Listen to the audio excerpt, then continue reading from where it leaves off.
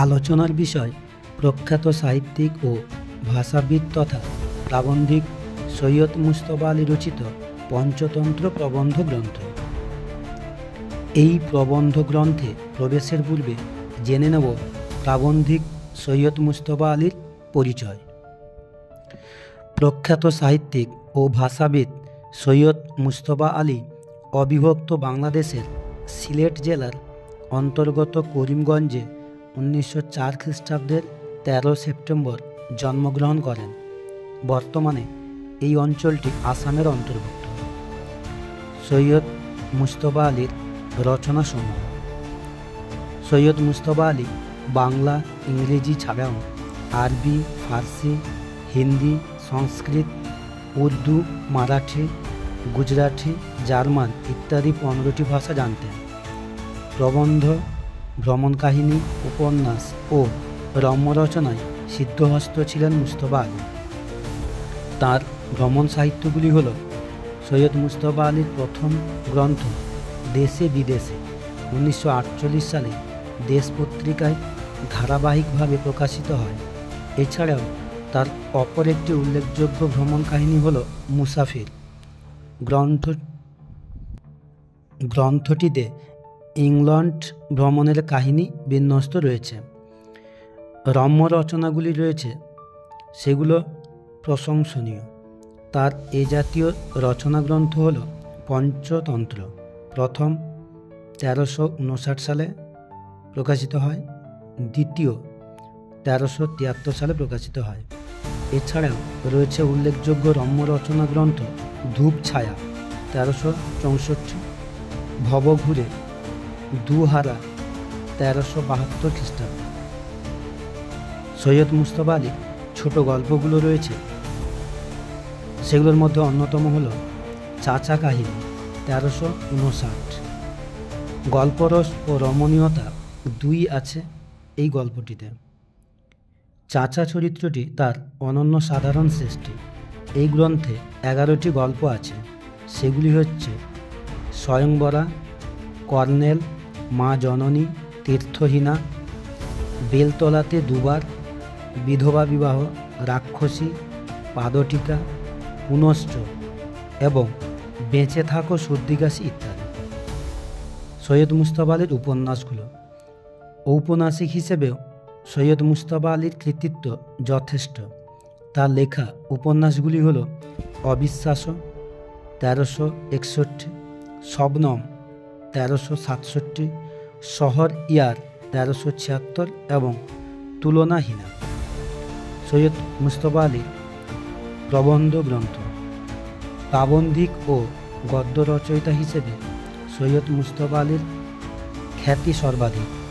তাঁর লেখা উল্লেখযোগ্য প্রবন্ধ গ্রন্থগুলি হল চতুরঙ্গ 1367 বঙ্গাব্দ, টুনি ম্যাম 1370, রাজা উজির 1376, হিটলার 1377, কত না অশ্রুজল 1378, পরিবর্তনে অপরিবর্তনীয় 1382 এবং গুরুদেব ও শান্তিনিকেতন 1388। মৃত্যু। সৈয়দ মুজতবা আলী বহু গুণের অধিকারী হওয়া সত্ত্বেও তার মহাপ্রয়াণ ঘটে 1974 খ্রিস্টাব্দের 11 ফেব্রুয়ারি। এবার আসি তাঁর রচিত পঞ্চতন্ত্র গ্রন্থ সম্পর্কে। এই গ্রন্থে ছোট গল্প, নিজের অভিজ্ঞতা, অন্যের কাছে শোনা গল্প ইত্যাদি রয়েছে। তাঁর এই পঞ্চতন্ত্র গ্রন্থটি অনেকগুলো প্রবন্ধের একটি সংকলন। গ্রন্থের সূচনায় লেখকের বয়ানে জানা যায়, এই পুস্তিকার অধিকাংশ লেখা রবিবারের বসুমতী ও সাপ্তাহিক দেশ পত্রিকায় বেরোয়। অনুজ প্রতিম শ্রীমান কানাই সরকার ও সুসাহিত্যিক শ্রীযুক্ত মনোজ বসু কেন যে এগুলো পুস্তিকাগারে প্রকাশ করার জন্য আমাকে বাধ্য করলেন, সে কথা সহৃদয় পাঠকেরা বিবেচনা করে দেখবেন। পঞ্চতন্ত্র বইটির সূচিপত্র বেশ সমৃদ্ধ। সবগুলো রচনা 2 পর্বে সাজানো হয়েছে। প্রথম পর্বে রয়েছে 35টি প্রবন্ধ এবং দ্বিতীয় প্রবন্ধতে রয়েছে 34টি প্রবন্ধ। সৈয়দ মুজতবা আলী তার পাণ্ডিত্য মিশ্রিত রসবোধের জন্য বিখ্যাত। তার সে অসাধারণ সামর্থ্যের পরিচয় প্রতিটি প্রবন্ধে রয়েছে। পঞ্চতন্ত্র এই প্রবন্ধ গ্রন্থটি রচনার ইতিহাস। হজরত মুহাম্মদের জন্মের প্রায় ১.৫ শতাধিক বছর পরে আবদুল্লাহ ইবন অল মুকাফফার তরুণ আরব সাহিত্যিকদের রম্য রচনার স্টাইল বা রচনাশৈলী সম্বন্ধে হাতে কলমে শিক্ষা দিতে আরবিতে পঞ্চতন্ত্র অনুবাদ করেন। আলী সাহেব তার পঞ্চতন্ত্র রচনার নেপথ্যের অনুপ্রেরণারূপে এই ঘটনাটির উল্লেখ করেছেন। তাঁর এই স্বীকারোক্তি তার লেখার বৈশিষ্ট্যকে এবং উদ্দেশ্যকে স্পষ্ট করে। উত্তম পুরুষে বর্ণিত লেখাগুলির মধ্যে আমিত্বের আস্ফালন নেই, তাই পাঠকও স্বতঃস্ফূর্তভাবে এই রচনাগুলির সঙ্গে যুক্ত হয়ে পড়েছেন, অর্থাৎ পাঠকের সঙ্গে লেখকের একটি স্বতঃস্ফূর্ত সম্পর্ক গড়ে ওঠে, যা রম্য রচনার অন্যতম বৈশিষ্ট্য। একাদশ শ্রেণীর পাঠ্যসূচিতে মাত্র 4টি প্রবন্ধ অন্তর্ভুক্ত করা হয়েছে। সেগুলি হলো বইকেনা, আজব শহর কলকাতা, 25শে বৈশাখ, আড্ডা। এই 4টি প্রবন্ধের বিষয়বস্তু সংক্ষিপ্ত আকারে আলোচনা করব। এছাড়া এই 4টি প্রবন্ধের সম্পূর্ণ আলোচনা শোনার জন্য চ্যানেলটিকে অবশ্যই সাবস্ক্রাইব করে দেবেন। তার প্রথম যেটি অন্তর্ভুক্ত করা হয়েছে একাদশ শ্রেণীর পাঠ্যসূচিতে, সেটি হচ্ছে বই কেনা। বই কেনার সংক্ষিপ্ত বিষয়বস্তু: শিক্ষা ও সংস্কৃতির বহুমুখী প্রয়াস এবং জ্ঞানচর্চার কেন্দ্রবিন্দু হচ্ছে বই। উন্নত দেশগুলি বই কেনা ও বই পড়ার নিয়মিত অভ্যাস করলেও বাঙালি জাতি যতটা জ্ঞান পিপাসু ততটা তার বই কেনার অভ্যাস গড়ে ওঠেনি। বই কেনা প্রবন্ধে সরস প্রকৃতির বাস্তব কল্পিত প্রচলিত কথা ও কাহিনীর মাধ্যমে প্রাবন্ধিক বাঙালি পাঠকদের বই কেনা ও বই পড়ার ব্যাপারে উৎসাহী করে তুলতে চেয়েছেন।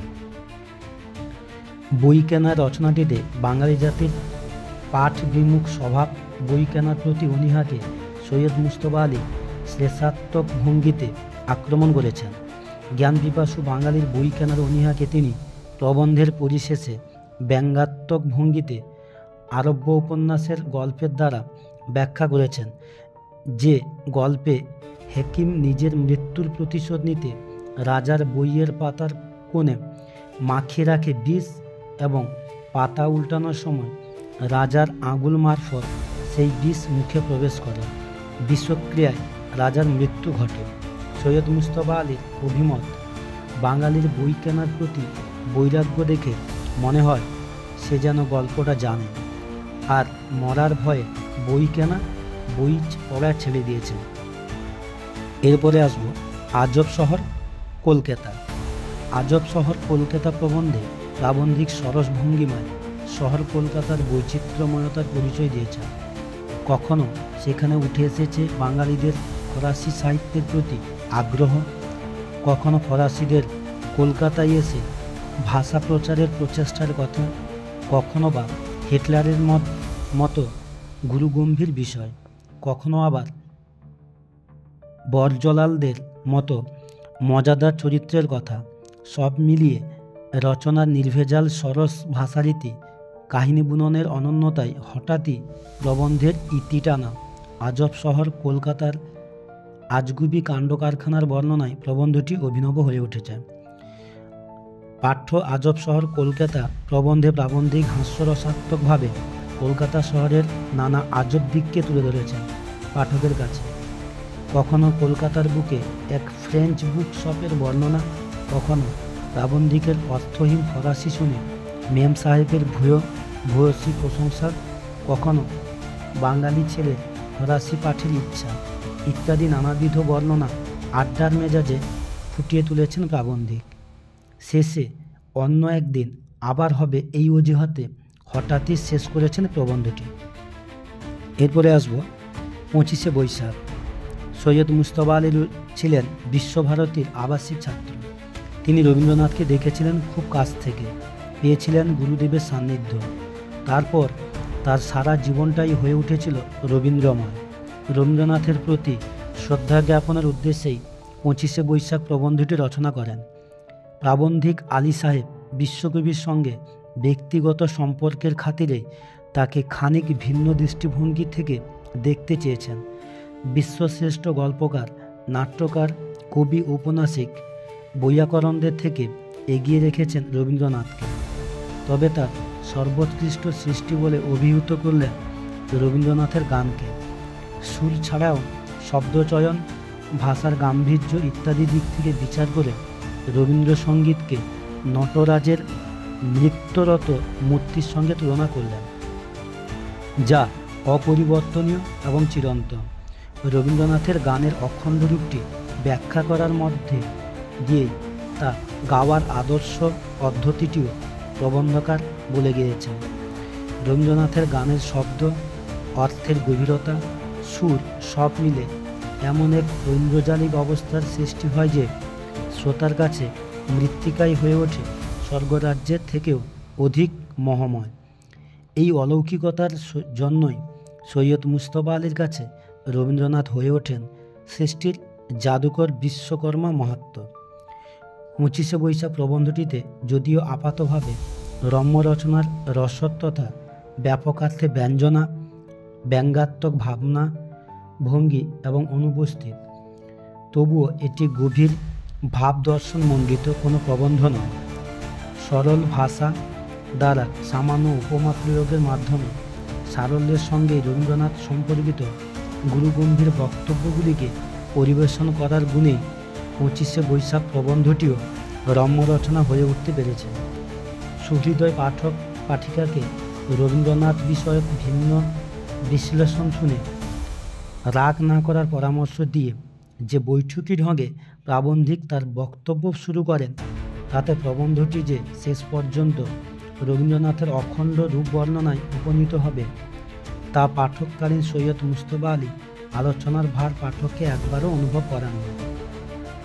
অত্যন্ত সাবলীলভাবে রবীন্দ্রনাথের সৃষ্টি, তার গানের অপরিবর্তনশীল সত্তা, তার গান গাওয়ার আদর্শপন্থা ও তার গীত রচনা, শব্দচয়নের কৌশলসমূহ পাঠকের আয়ত্তে এসে যায়। কোনো গবেষণামূলক তত্ত্বকথা নয়, কেবল রবীন্দ্রনাথ সম্পর্কে ব্যক্তিগত অনুভূতি ভাগ করে নেওয়ার মধ্য দিয়েই সরলতার গুণে 25শে বৈশাখ হয়ে ওঠে রম্য রচনামূলক প্রবন্ধ। সবশেষে আলোচনা করব সৈয়দ মুজতবা আলীর অন্যতম প্রবন্ধ আড্ডা।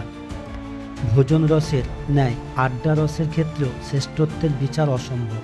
তাই বাঙালি যতই বলুক বাংলার বাইরে আড্ডা নেই, প্রাবন্ধিক সেই যুক্তি খণ্ডন করে বলেছেন, দেশভেদে ইলিশ মাছের যেমন খাদ্যরুচি, রন্ধন প্রণালী পৃথক, কিন্তু মাছটা ইলিশই, তেমনি দেশভেদে আড্ডার চরিত্র হয়তো স্বতন্ত্র, কিন্তু আড্ডা আড্ডাই। এই প্রসঙ্গে মিশরের কায়রো শহরের ক্যাফে কেন্দ্রিক আড্ডার বৈচিত্র্যময় এক বর্ণনা সরস ভঙ্গিতে বহু বিচিত্র ভাষার প্রয়োগে প্রাবন্ধিক উপস্থাপন করেছেন। আড্ডা যে নির্দিষ্ট কোনো বিষয়ের সীমারেখায় অবরুদ্ধ নয়, তার গতি যে অবাধ, আড্ডাবাজ প্রাবন্ধিক আলোচ্য আড্ডা প্রবন্ধে মজলিসি ঢঙে তেমনই নানাবিধ সব প্রসঙ্গ উত্থাপন করেছেন। অথচ তার উপস্থাপন ভঙ্গি প্রবন্ধটিকে এতটুকু বিষয়ভারে ভারাক্রান্ত করেনি।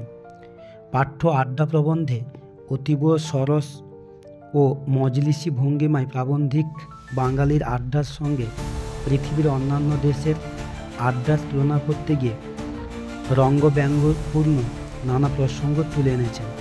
কখনো আবার আড্ডার চরিত্রের সঙ্গে তুলনা করেছেন ইলিশ মাছের। একথা সে কথার লেখকের আড্ডার প্রসঙ্গ পৌঁছেছে সুদূর মিশরে।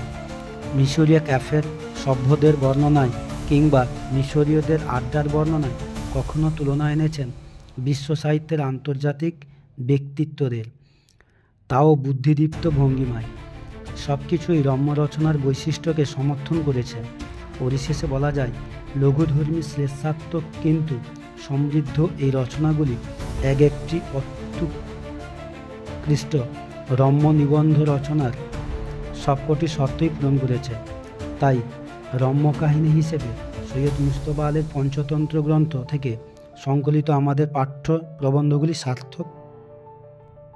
এবার সবশেষে দেখে নেব পঞ্চতন্ত্র, এটি যে একটি রম্য রচনা,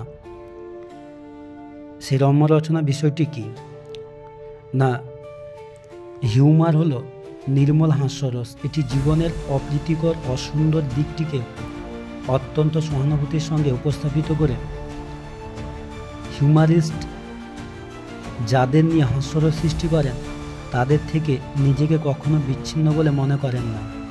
তার সৃষ্ট হিউমারের অন্তরালে থাকে বেদনার স্রোত, অর্থাৎ হিউমার শুধু হাসি নয়, হাসি এবং কান্নার অদ্ভুত সহাবস্থা। হিউমারে যেমন হাসির সঙ্গে সহানুভূতি থাকে, উইটে থাকে বুদ্ধির প্রাধান্য। জীবনের কোনো অংশে লুক্কায়িত গভীর অসঙ্গতিকে হাস্যরসের মাধ্যমে প্রকাশ করাই হচ্ছে উইট লেখকের কাজ। স্যাটায়ার শব্দটি এসেছে ল্যাটিন শব্দ স্যাটিউর থেকে। সমাজের দুর্নীতি, অন্যায় ইত্যাদি বা কোনো ব্যক্তিকে আক্রমণ করে হাস্যরসাত্মক ভঙ্গিতে রচিত বিদ্রূপাত্মক রচনাকে স্যাটায়ার বলা হয়। সমাজে চলতে থাকা দুর্নীতির বিরুদ্ধে জনমত গড়ে তোলা ও স্যাটায়ারিস্টের লক্ষ্য হওয়া উচিত। তবে এই লক্ষ্য বা উদ্দেশ্য কখনো প্রকট হয়ে উঠবে না, কারণ উদ্দেশ্য যদি প্রধান হয়ে যায় তাহলে হাস্যরস বাধা পায় এবং যথার্থ শিল্পকর্মের পরিপন্থী হয়ে ওঠে। কৌতুক ও ব্যঙ্গকে সঠিক মাত্রায় মিশিয়ে দিলেই সার্থক স্যাটায়ারের সৃষ্টি হয়। এই রম্য রচনা হলো বাংলা সাহিত্যে আধুনিক যুগের অবদান। হালকা বৈঠকি চালে, ঘরোয়া মেজাজে লঘু হাস্যরসাত্মক রম্য কল্পনাযুক্ত যে কোনো গদ্য রচনাকে রম্য রচনা বলা যায়। রম্য রচনা প্রকৃতপক্ষে ফরাসি অভিধায় অভিহিত এক প্রকার লঘু রচনা, যা ইংরেজি সাহিত্যে 19 শতকের শেষ ও 20 শতকের শুরুতে প্রচলিত হয়েছিল। এই ধরনের লঘু প্রবন্ধ ধর্মী রচনা অষ্টাদশ শতকের সূচনায় সাময়িকপত্রের একটি সংখ্যায় জনাথন সুইটস প্রথম ব্যবহার করেছিলেন। রম্য রচনার উদাহরণ হলো কালীপ্রসন্ন সিংহের উত্তম পেঁচার নকশা, বীরবলের হালখাতা, বিনয় ঘোষের কালপেঁচার নকশা, নারায়ণ গঙ্গোপাধ্যায়ের সুনন্দর জার্নাল প্রভৃতি। অর্থাৎ কথা বলার সহজ সরস মজলিসি ভঙ্গি সৈয়দ মুজতবা আলীর রম্য রচনার বৈশিষ্ট্য। তিনি পঞ্চতন্ত্র এর কৌতুকময় রচনাগুলির মধ্যে প্রচ্ছন্ন রেখেছেন জীবন সত্যকে। তার রম্য রচনাগুলি স্বাভাবিকভাবে লঘুভার হলেও তার মধ্যে রয়েছে সুপরিকল্পিত জীবনাদর্শন এবং বাস্তব চেতনা। পঞ্চতন্ত্র এর অন্তর্ভুক্ত রম্য রচনাগুলি রঙ্গরস, হালকা কৌতুক অর্থাৎ হিউমার যেমন রয়েছে, তেমন রয়েছে বক্তোক্তি নির্ভর পথ্যরীতির সুতীক্ষ্ণ সরসতা। তার এই রচনাকে রম্য রচনা বলা যাবে কিনা তা আমরা বিশ্লেষণ করে দেখব। রম্য রচনার ক্ষেত্রে ভাষার সরস রমণীয়তা এক প্রধান বৈশিষ্ট্য। এর মধ্যে থাকবে আড্ডা বা মজলিসের বৈঠকি চাল, হাস্যরস এবং সর্বোপরি পাঠকের সঙ্গে লেখকের অকপট আলাপচারিতা। রম্য রচনা ও ব্যক্তিগত প্রবন্ধের মধ্যে তুলনা করার জন্য উপরোক্ত বৈশিষ্ট্যগুলি আমাদের জানা প্রয়োজন। রম্য রচনা ব্যক্তিগত প্রবন্ধের তুলনায় যথেষ্ট লঘু ও সরস শৈলীতে রচিত হয়। সমস্ত দিক দিয়ে আলোচনা করে দেখা যায় যে সৈয়দ মুজতবা আলীর পঞ্চতন্ত্র এই প্রবন্ধ গ্রন্থটি রম্য রচনা একটি উল্লেখযোগ্য নিদর্শন। ধন্যবাদ।